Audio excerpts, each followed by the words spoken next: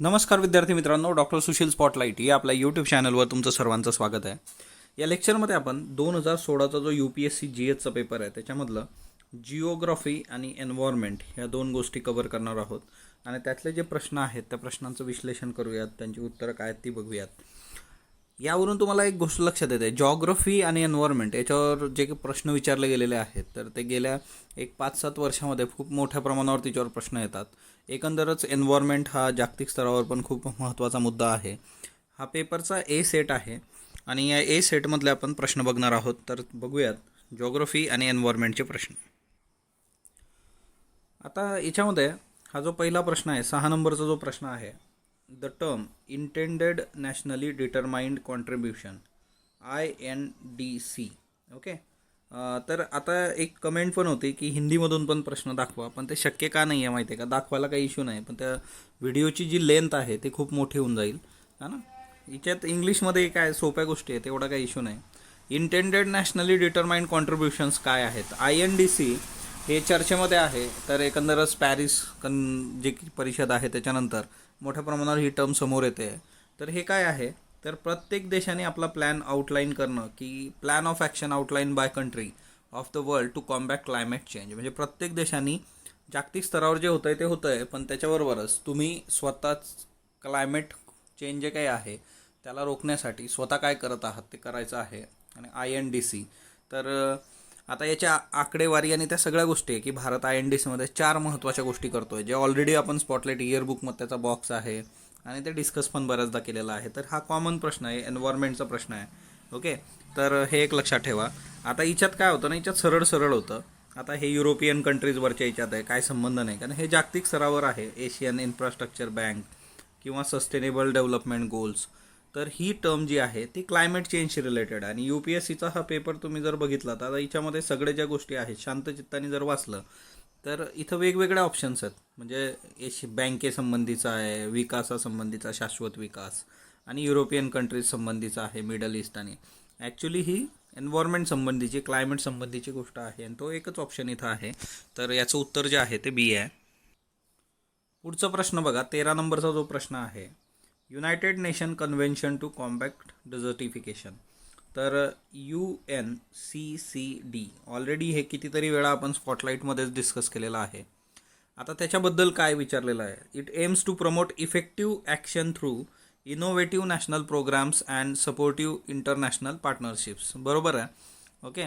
It has special particular focus on South Asia and North Africa region and its secretariat facilitates the allocation of major portion of financial resources to this region.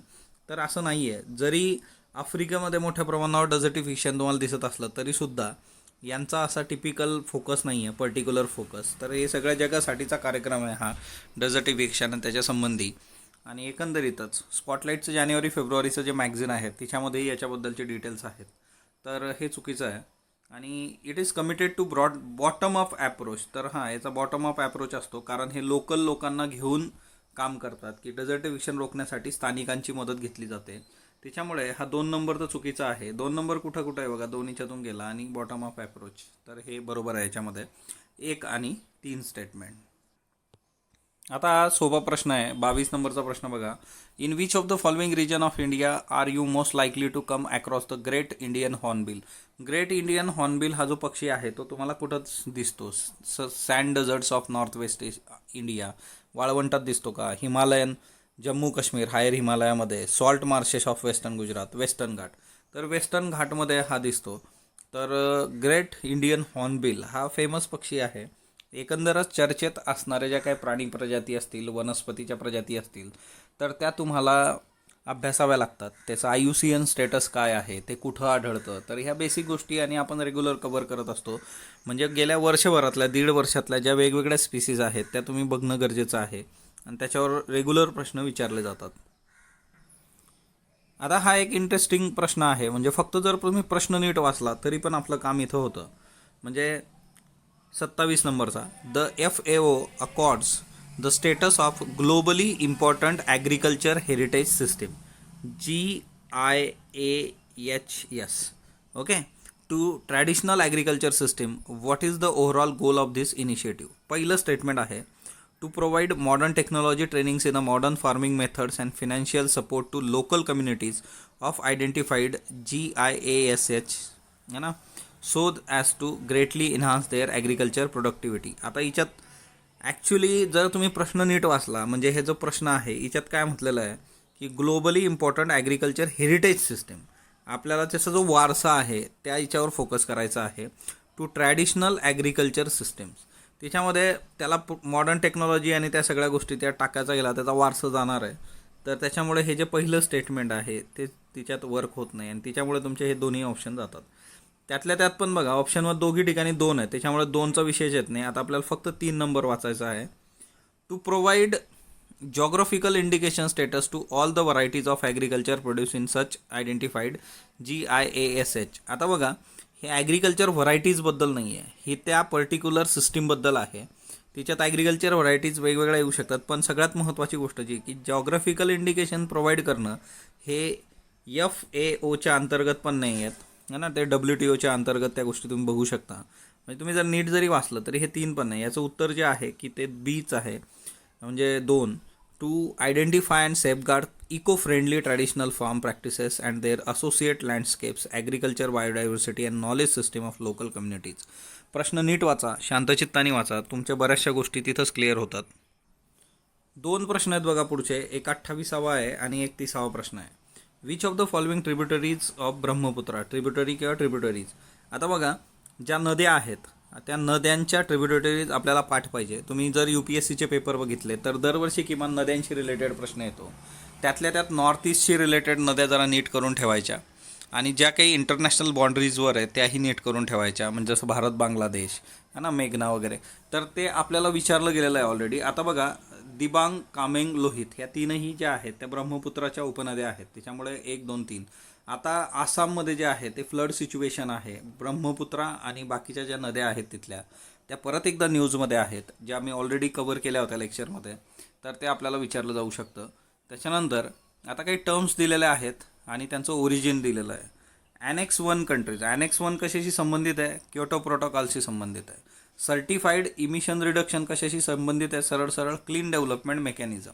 त्याच्यामुळे Cartagena किंवा Nagoya protocol याचा इथं काही एक संबंध नाही आहे. दोन्ही स्टेटमेंट जे आहेत ते चुकीचे आहेत. म्हणजे तुमचं जर एन्व्हायरमेंट तुम्ही नीट केलेलं असेल तर नक्कीच हे कधीही चुकणार नाही. त्याच्यामुळे 1 आणि 2 चुकीचंच आहे. तर उत्तर जे येतं आपलं ते म्हणजे 3.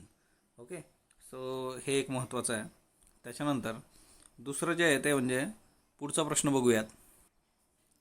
पुढचा प्रश्न जो आहे तो आपला ग्रीन इंडिया मिशन संबंधीचा आहे. 2008मध्ये जे काही 8 मिशन समोर आलेले आहेत त्याच्यातलं हे एक ग्रीन इंडिया मिशन आहे. तर ग्रीन इंडिया मिशन काय आहे की त्याच्यातून आपल्याला फॉरेस्ट कव्हर वाढवायचं आहे. पहिला ऑप्शन यांनी काय दिलेला आहे बघा, incorporating environment benefits and cost in to the union and state budgets thereby implementing green accounting. तर असं काही एक नाही आहे याच्यामध्ये, त्याच्यामुळे ग्रीन अकाउंटिंग वगैरे 1 गेला तुमचा हा ना, 2 गेलेत पहा. आता 3 तर आहेच. ओके, 2 नंबर काय, launching the second green revolution. Second green रिव्होल्यूशनशी काही एक संबंध नाही आहे, दुसरं गेलं.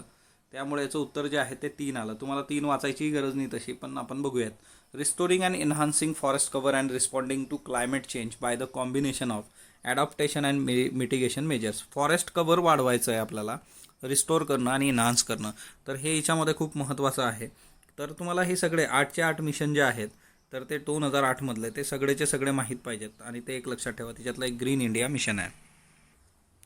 पुढचा प्रश्न बघूयात.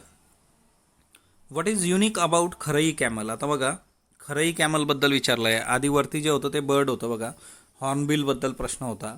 आता खरई कॅमल याचा अर्थ काय होतो, चर्चेत असणाऱ्या सगळ्या स्पेशीज तुम्हाला माहीत पाहिजेत गेल्या 1.5 वर्षभरातल्या. आता याच्यात खरई कॅमल जो आहे तो स्विमिंग करू शकतो 3 किलोमीटर सी वॉटरमध्ये, बरोबर आहे. Survives by grazing on mangroves, हेही बरोबर आहे. It lives in a wild and can not domesticated, हे चुकीचं आहे. ॲक्च्युली काय झालं आहे, मॅनग्रोव्जचं जो काही प्रमाण दिवसेंदिवस कमी होत चाललेलं आहे त्याच्यामुळे खरई कॅमलवर इम्पॅक्ट होतो आणि त्यांची संख्या पण कमी होते, कारण त्यांचं जे ग्रेझिंग आहे ते मॅनग्रोव्जवर आहे. त्याच्यामुळे हे न्यूजमध्ये होतं आणि त्याच्यामुळे खरई कॅमल जे आहे ते 1 आणि 2, 3 नंबरचा ऑप्शन चुकीचा आहे. आणि असं पण तुम्ही जर हे नीट वाचलं की ते डोमेस्टिकेटेड होतं म्हणजे इझिली, तर 3 चुकीचं आहे. तर 3, 3, 3, 3ही चुकून जातात आणि तुम्हाला 1 मिळतं. म्हणजे जर तुम्ही नीट स्टेटमेंट वाचले, रिजेक्शननी सुद्धा याच्या गोष्टी फार प्रॉपर वर्क होतात. पहिले दोघी बरोबर होते, त्याच्यामुळे रिजेक्शनचा तो इश्यू वरच्या याला येत नाही. Recently our scientist have discovered new distinct species of banana plant which attains a height about 11 meters and has orange color fruit pulp. In which part of India it has been discovered? Andaman island. आता गेल्या 1.5 वर्षभरामध्ये कुठं काय काय सापडलेलं आहे, जसं अरुणाचल प्रदेश खूप न्यूजमध्ये आहे, जवळपास 6पेक्षा जास्त वेगवेगळ्या स्पीशीज तिथं सापडलेल्या आहेत. आणि त्याच्यामुळे तसे प्रश्न जे आहेत की हा प्रश्न रिफ्लेक्ट होऊ शकतो का 2020मध्ये, तर होऊ शकतो. अरुणाचल प्रदेशच्या याच्यात होऊ शकतो किंवा दुसऱ्या अजून जे काही स्पीसीज आहेत तर त्या याच्याने पण आपल्याला ते बघता येतं. किंवा आता आपण सापाची एक स्पेसिस बघितली होती 129 वर्षानंतर सापडलेली आहे आसाममध्ये, है ना. तर हे जे काही आहे तर ते आपल्याला बघावं लागतं. आयदर स्पेसिस तिचं कुठं सापडलेली आहे, तिचं IUCN स्टेटस काय आहे, अधिवास काय असतो, या सगळ्या गोष्टी तुम्हाला बघाव्या लागतात आणि त्याच्यावर रेग्युलर प्रश्न विचारले जातात. 54 नंबरचा प्रश्न बघा. Which of the following statement are correct? Proper design and effective implementation of UNREDD plus programme can significantly contribute to protection of biodiversity, resilience of forest ecosystem and poverty reduction. तर बघा REDD plus जो आहे तो याच्यामध्ये या सगळ्या गोष्टी आहेत. पॉवर्टी रिडक्शन, इकोसिस्टीम, बायोडायव्हर्सिटी, या सगळ्यांचा विचार त्याच्यात आहे. त्याच्यामुळे याचं उत्तर जे आहे 1, 2, 3 आहे. आता फॉर एक्झाम्पल 2020मध्ये असा कुठला प्रश्न विचारला जाऊ शकतो, तर स्वच्छ भारत मिशन जे आहे तिच्यामध्ये प्लस ॲप्रोच समोर आलेला आहे, तर ते आपण बघितलं होतं. तर ते काय आहे ते विचारलं जाऊ शकतं, है ना. म्हणजे UNREDD आणि REDD प्लस हा डिफरन्स तुम्हाला माहीत असला तर हे होऊ शकतं. आणि हे बुक्समध्ये आहे, म्हणजे याच्यासाठी हा काही कुठून खूप खोदून काढलेला प्रश्न नाही. तुम्ही एन्व्हायरमेंटचं कुठलंही बुक उचला त्याच्यामध्ये तुम्हाला हे सापडेल. त्याच्यानंतर पुढचं जे आहे की the economics of ecosystem and biodiversity, TIB. आता बघा याचा फुल फॉर्मच नीट वाचा. The economics of ecosystem and biodiversity, which of the following statement is correct? तर असं आपल्याला विचारलेलं आहे. म्हणजे काय ना की बायोडायव्हर्सिटी संबंधीचा जो महत्त्वाचा बेसिक फंडा आहे की याच्यामध्ये इकॉनॉमी म्हणजे त्याची व्हॅल्यू. आता it is initiative hosted by UNEP, IMF, world economic forum. Actually जे आहे की हा जो इनिशिएटिव्ह आहे हा G8+5 आणि याचं सेक्रेटरिएट जे आहे ते UNEPला आहे. ओके, त्याच्यामुळे पहिलं स्टेटमेंट जे आहे ते चुकीचं आहे. याच्यात IMF, वर्ल्ड बँकचा काही संबंध येत नाही. त्याच्यामुळे तुमचे दोन्ही हे ऑप्शन्स कट झालेले आहेत खालचे. अशा पद्धतीने सोडवायचं तुम्हाला सोपं जातं. 3 दोघी ठिकाणी आहे, याचा अर्थ हे जे 3 आहे तर हे ऑब्वियसली बरोबर आहे, है ना.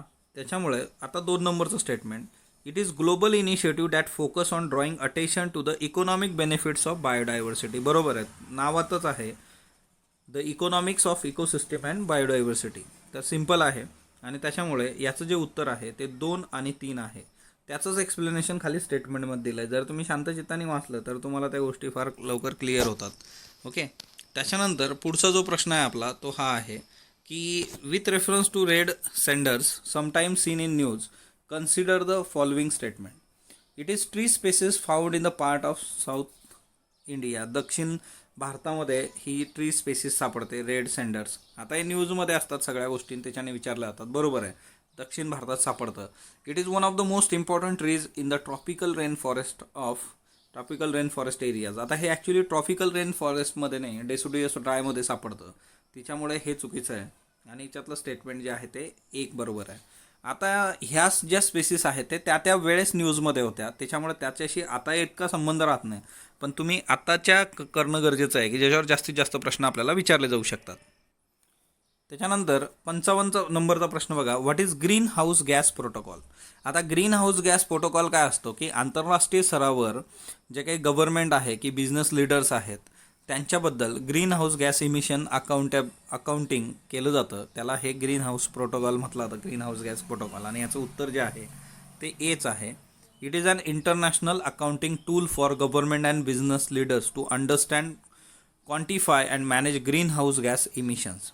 ओके, सो बेसिकली काय आहे की ज्यावेळेस हे नवीन इनिशिएटिव्ह आपल्यासमोर येत असतात तर ते इनिशिएटिव्ह आपल्याला माहीत पाहिजे. याचा अर्थ जी काही एन्व्हायरमेंट आहे त्याचं जे करंट आहे ते फार परफेक्ट पाहिजे की काय होतं आहे, कुठल्या आंतरराष्ट्रीय स्तरावर इनिशिएटिव्ज आहेत ते आपल्याला माहीत पाहिजे. बघूयात पुढचा प्रश्न. 57 नंबरचा प्रश्न बघा. With reference to agenda 21 sometime seen in news, consider the following statement. It is a global action plan for sustainable development. Okay, बरोबर आहे. अजेंडा 21 फॉर 21st सेंचुरी सस्टेनेबल डेव्हलपमेंटचा प्लॅन आहे. It is originated in a world summit on sustainable development held in Johannesburg 2002. तर हे 1992मध्ये झालं होतं. आणि अर्थ समिट आणि त्या सगळ्या गोष्टी तुम्ही जर बेसिक जरी वाचलेलं असलं तर आपल्याला कळतं. अजेंडा 21 आधी आलेलं आहे, 2002चं नाही. सरळ प्रश्न आहे, स्ट्रेट फॉरवर्ड. एक उत्तर आहे याचं. पुढचा प्रश्न बघूयात. आता हे गाजलेले रिपोर्ट्स आहेत समोर. 68 नंबरचा प्रश्न बघा. Gadgil committee report, Kasturi Rangan committee report, sometimes seen in news are related to constitutional reform, Ganga action plan, linking rivers. तर it is related with protection of western Ghat. तर वेस्टर्न घाट संबंधीचे रिपोर्ट आहेत. गाजलेला आहे, वाद बरेच झाले होते, त्याच्यामुळे सोपं आहे एकदम. द इंटरनॅशनल सोलर अलायन्स प्रश्न क्रमांक 81 was launch at the United nations climate change conference in 2015. बरोबर आहे. इंटरनॅशनल सोलर अलायन्स आजसुद्धा न्यूजमध्ये आहे आणि फ्रान्स आणि भारत या दोघांनी ते समोर ठेवलं होतं proposal. The alliance includes all members countries of United nation. आता सगळ्या ज्या आहेत ते 193 आहेत, आजच आपण बघितल्या. ॲक्च्युली याच्यातले 120 जे आहेत ते याच्यासाठी इन्क्लूड आहेत मेंबर म्हणून, त्याच्यामुळे सर्व नाही आहेत. मी तुम्हाला सांगितलं होतं ऑनली होतं काल, आज ऑल आहे ना. मोस्ट प्रॉब्ली हे स्टेटमेंट नीट बघायचे, त्याच्यामुळे उत्तर जे आहे ते ए आहे याचं. पुढचा प्रश्न बघा. Which of the following is are the advantages of practising drip irrigation. ठिबक सिंचन जे काय असतं त्याचे काय फायदे आहे. रिडक्शन इन वीड, बरोबर आहे, कारण एका पर्टिक्युलर ठिकाणी थेंब थेंब पडत असतात आणि त्याच्यामुळे तेवढीच जागा ओली होते, आजूबाजूला वीड्सला तेवढा स्कोप मिळत नाही. रिडक्शन इन सॉईल सॅलिनिटी, नाही, ते पाणी जे राहतं त्याच्याने क्षार तिथं येतात, त्याच्यामुळे सॅलिनिटी वाढते. Reduction in soil erosion, obviously एकाच ठिकाणी पाणी पडतं आहे, सगळ्या दूर पाणी जर वाहिलं तर तिच्याने सॉईल इरोजन होऊ शकतं. त्याच्यामुळे आता एक गोष्ट इथं क्लिअर आहे की तुम्हाला प्रत्येक जी प्रॅक्टिस आहे म्हणजे ॲग्रिकल्चर इरिगेशन असेल किंवा बाकी गोष्टी, तर त्याचे फायदे आणि तोटे असे करून ठेवायचे. दरवर्षी किमान एखाद प्रश्न याच्यावर येत असतो आणि तो आपल्याला आला पाहिजे. त्याच्यामुळे याच्यामध्ये 1 आणि 3 असं उत्तर आहे. ओके, त्यानंतर पुढचा प्रश्न बघा. Recently linking of which of the rivers are were undertaking. तर हे गोदावरी आणि कृष्णा होतं की ना, पोलावरम प्रोजेक्ट आणि त्या सगळ्या गोष्टी. तर गोदावरी आणि कृष्णा असं याचं उत्तर आहे. आता हा प्रश्न करंटमध्येही जाऊ शकतो, पण रिव्हर्सशी रिलेटेड होता म्हणून आपण हिच्यात घेतला है ना. त्याच्यानंतर पुढचा प्रश्न बघूया. आता बघा, एअर क्वालिटी इंडेक्सबद्दल विचारलेला आहे की कुठले कुठले गॅसेस तिच्यात मोजले जातात. 86 नंबरचा प्रश्न. आता कार्बन डायऑक्साईड तिच्यामध्ये नसतो आणि मिथेन तिच्यामध्ये नसतो. CO2 आणि CH4. तुम्ही जर स्पॉटलाईट इयरबुक बघितलं तर तिच्यात मी याचा तुम्हाला बॉक्स दिलेला आहे की 8 जे काही वेगवेगळे पॉल्युटंट्स आहेत ते कुठले मोजले जातात. जसं PM पार्टिकल 10 आहे, PM 2.5 आहे, carbon monoxide, nitrogen dioxide, sulphur dioxide, अशा एकूण 8 आहेत है ना. बाकी तुम्ही कमेंट बॉक्समध्येही सांगू शकता, ते तुमचे पाठ पाहिजे. पण एक गोष्ट लक्षात ठेवा, CO2 आणि मिथेन हा ना. म्हणजे एक गोष्ट लक्षात ठेवायची, हे मी असंच लक्षात ठेवलं होतं की हिच्यात काय येत नाही. म्हणजे ते 8 नावं तर तुम्हाला पाठ असणं गरजेचं आहे, पण त्याला ऑब्झर्व करायचं की जे बाकीचे पॉल्युटंट्स आहेत किंवा बाकीच्या गोष्टी कुठल्या हिच्यामध्ये नाही आहेत की जे गॅस रेग्युलर आपल्या चर्चेत असतात, तसं थोडं लक्षात ठेवायचं म्हणजे आपला प्रश्न चुकत नाही. हा प्रश्न मी तुम्हाला सांगितला होता स्पॉटलाईटमध्ये सुद्धा की कुठलं आपल्या देशात पहिल्यांदा असं कुठलं राज्य आहे ज्यांनी स्टेट बटरफ्लाय डिक्लेअर केलं एखाद्या बटरफ्लायला, आणि ते महाराष्ट्र होतं.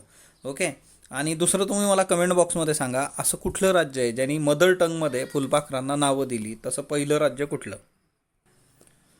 96 नंबरचा प्रश्न बघा. Recently which of the following state had explore the possibilities of constructing artificial inland port to be connected to sea by long navigational channel. तर हे राजस्थान आहे की ज्यांनी आर्टिफिशियल बंदर उभं करण्याचा प्रयत्न करण्यासंबंधीचे हे केलं होतं रिसेंटली. ते बंदरासंबंधीचा प्रश्न आहे. जॉग्रफीमध्ये आपण पोर्ट्स वगैरे बघतो म्हणून घेतला. ॲक्च्युली हा करंटचा प्रश्न आहे. ओके, आता पुढचा प्रश्न बघा. The sustainable development goals were first propose in 1972 by global think tank called Club of Rome. तर नाही आहे, असं नाही आहे. हे 2015मध्ये होतं. SDG जे काय आहे तर 2015 to 2013 SDG आहे. The sustainable development goals to be achieve by 2030 है ना, 2030. तर हे 2015 ते 2030 असं आहे. त्याच्यामुळे याचं उत्तर जे आहे ते 2 आहे. आणि तुम्हाला सस्टेनेबल डेव्हलपमेंट गोल्सवर बघा 2016 प्रश्न विचारला आहे. MPSC अजून MDGवरच अडकलेली आहे है ना, त्याच्यावर प्रश्न आहे, आपण बघितलं आहे ॲनालिसिसमध्ये. With reference to the agriculture at UNFCCC meeting in Paris 2015 which of the statements are correct. म्हणजे जे काय पॅरिस करार ज्याला म्हटलं होतं 2015, काय आहे बरं? The agreement was sign by all the members of countries of the UN and it will go in to the effect in 2007. बघा इथं परत ऑल आलं. ते वरती पण होतं की सोलर अलायन्स सर्वांनी जॉईन केलं. ऑल जवळपास चुकीचं असतं. सर्वांनी नाही, 55% इमिशन करणाऱ्या 55 देशांनी जर जॉईन केलं तर हे अंमलात येणार आहे. त्याच्यानंतर मग आता हा एक चुकीचा आहे तुमचा, तर एक तुम्ही काढून टाका. किंवा आता हे 3 नंबरचं स्टेटमेंट 3 ठिकाणी दिसतं आहे. हे जर तुम्ही बघितलं की develop countries acknowledge their historical responsibility in global warming and committed to donate 1000 billion per year, असं नाही आहे. ॲक्च्युली बघा 100 बिलियन असतं. हे पण 100 बिलियन लोक द्यायला तयार नाही आजच्या डेटमध्ये. 1000 बिलियनचा काय संबंध नाही, तेही चुकीचं आहे. ते 3 ठिकाणून कट होऊन गेलं. म्हणजे तुम्ही असंही बघू शकता की हे कॉमन जे आहे ना ते जरा बघायचं. 3 कट झालं, तुमचं उत्तर डायरेक्टली येतं. असंही बऱ्याच ठिकाणी आहे, ते रिजेक्शनमधून होतं. आणि द ॲग्रीमेंटचं काय आहे की at the end of century तुम्हाला तुमचं टेम्परेचर 2 डिग्री किंवा 1.5 डिग्रीपेक्षा जास्त जायला नको प्री इंडस्ट्रियल लेवलपेक्षा. तर असं हे सगळं आहे.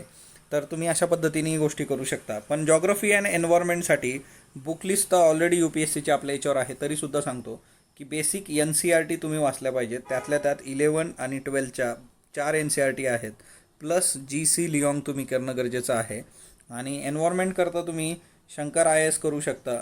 आणि त्याच्याबरोबर तुम्हाला ज्या काही नोट्स आहेत, जसं स्पीशीजच्या आहेत, तर त्या एक आहेत आपल्याकडं नोट्स. तर त्या मी हे करतो की वर्षभरातल्या नवीन नोट्स ज्या स्पेसिस न्यूजमध्ये आहेत, तर त्याच्या संबंधीच्या डिटेल नोट्स आपल्याकडे आलेल्या आहेत. तर त्या मी तुम्हाला शेअर करतो, त्या तुम्ही तिथून बघू शकता. आणि आज रात्री आपण सिनॅकमध्ये भेटणार आहोत. तिथं काही प्रश्न असले तुम्ही विचारू शकता. स्पॉटलाईट बरोबर जोडलेलं राहा. स्पॉटलाईटला लाईक करा, शेअर करा, सबस्क्राईब करा. धन्यवाद विद्यार्थी मित्रांनो.